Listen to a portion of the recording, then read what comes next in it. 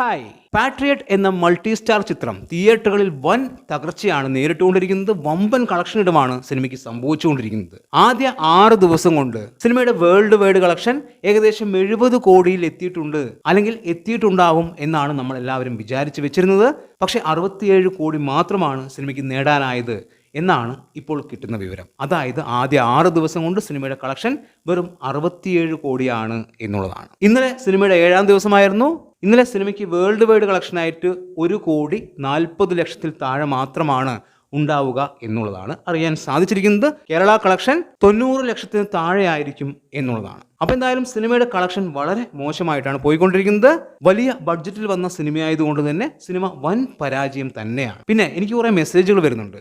അതിൽ ഒരാൾ എഴുതിയിരിക്കുന്ന കുറച്ച് കാര്യങ്ങളുണ്ട്. നിങ്ങൾ ഒരു മോഹൻലാൽ ഫാനാണ്, മോഹൻലാൽ സിനിമയിൽ മരിക്കുന്നത് കൊണ്ട് നിങ്ങൾക്കത് ഇഷ്ടമായില്ല, അതുകൊണ്ട് നിങ്ങൾ സിനിമയെ ഡീഗ്രേഡ് ചെയ്യുന്നു, നിങ്ങൾ ആ സിനിമ പരാജയപ്പെട്ട് കാണാൻ ആഗ്രഹിക്കുന്നു എന്നുള്ള തരത്തിൽ അതിൽ പറയുന്നുണ്ട്. അതായത് ഞാൻ കട്ട മോഹൻലാൽ ഫാനാണ്, മോഹൻലാലിന്റെ അന്തം ഫാനാണ്, മോഹൻലാൽ മരിക്കുന്നത് നിങ്ങൾക്ക് ഉൾക്കൊള്ളാൻ സാധിച്ചിട്ടില്ല, അതുകൊണ്ടാണ് നിങ്ങൾ സിനിമയെ ഡീഗ്രേഡ് ചെയ്യുന്നത്, ഈ സിനിമ പരാജയമാണ് എന്ന് പറയുന്നത്. അങ്ങനെയൊക്കെയാണ് ആ മെസ്സേജ്. ഇതിൽ ഒരു കാര്യം സത്യമാണ്, ഞാൻ മോഹൻലാലിന്റെ കട്ട ഫാൻ തന്നെയാണ്, അതിലൊരു സംശയം വേണ്ട. മോഹൻലാലിനെ എനിക്ക് ഭയങ്കര ഇഷ്ടമാണ്. പിന്നെ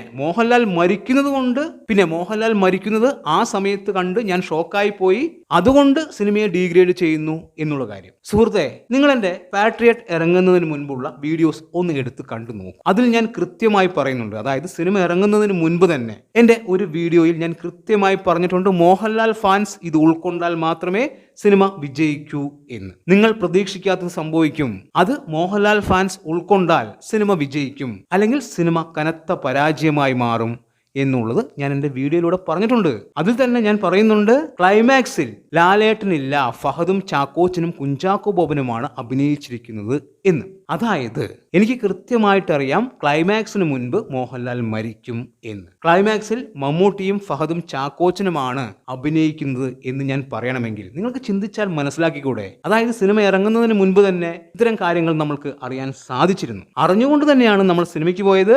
മോഹൻലാൽ മരിക്കുന്നത് കൊണ്ട് ഒരു പ്രശ്നവുമില്ല, പക്ഷെ അത് എടുത്തു വെച്ച രീതി വളരെ മോശമായിട്ടാണ് എന്നുള്ളതാണ്. അതായത് ആ മരണം എടുത്തു വെച്ച രീതി എനിക്ക് ഒട്ടും വർക്കായില്ല. അത് മികച്ച രീതിയിൽ എടുത്തിരുന്നു എങ്കിൽ ഗംഭീരമായേനെ. അതിനുശേഷം മമ്മൂട്ടിയുടെ പെർഫോമൻസ് അതുകൂടി ഗംഭീരമായിരുന്നു എങ്കിൽ, അതായത് സുഹൃത്ത് മരിച്ചു കിടക്കുമ്പോഴുള്ള അദ്ദേഹത്തിന്റെ പ്രകടനം ഗംഭീരമായി എടുത്തു വെക്കണമായിരുന്നു ഈ പറയുന്ന മഹേഷ് നാരായണൻ. അത് വളരെ ശോകമായിട്ടാണ് ചെയ്തു വെച്ചിരിക്കുന്നത്. പിന്നെ ക്ലൈമാക്സ് അത് ദുരന്തമായി എന്നുള്ളത് എടുത്തു പറയേണ്ടിയിരിക്കുന്നു. എങ്ങനെയാണ് സിനിമയെക്കുറിച്ച് മികച്ചത് എന്ന് പറയാൻ സാധിക്കുക?